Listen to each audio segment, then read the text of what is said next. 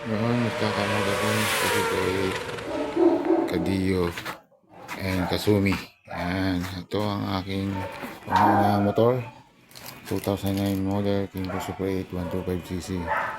And looking for new ownership. At na-content talaga ng restore siya.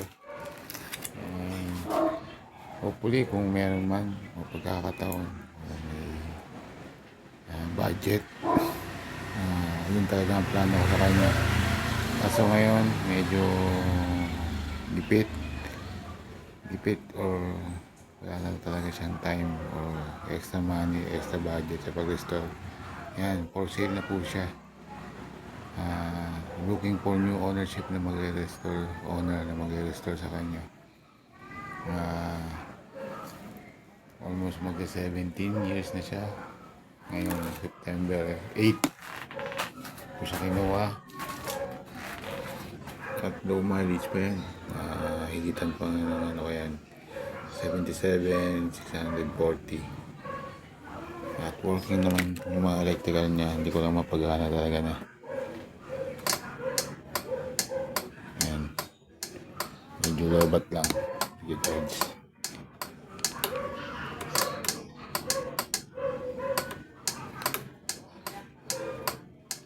Passing light niya. Ayan. Osram. Kailangan talagang ano, hindi nagal.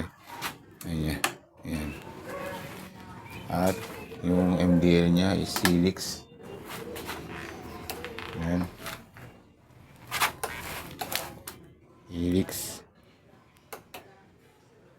Ewan ko lang kung meron pa ngayon sa market ng ganyan, Helix. All in one package na yan. Buo. For pickup siya. Helix na tri-switch. Ito sa MDL, ito yun sa dual horn. Lahat ng accessory dyan, kasama yung top box at yung stock pipe niya. Kasi naka exhaust R6 siya na power pipe. May gulong, Timsung 1990 by 14. Ang likod niya is Duratile na ano, bago-bago pa na 120/80/14. Yan ang aking Kinko Super 8 2009 model. Yan, pati top bag kasama, ano man yung mga nasa loob niyan kasama.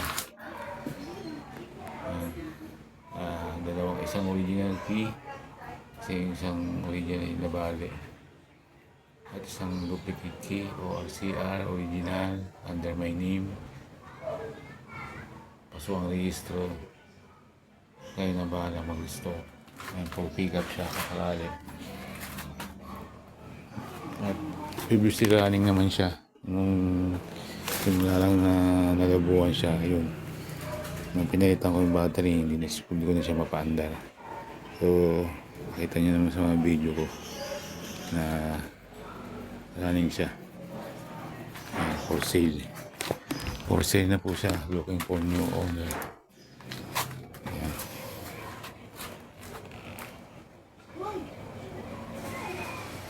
Maraming salamat at please comment down below kung interesado kayo sa kanya at kung anong kano tawad ninyo.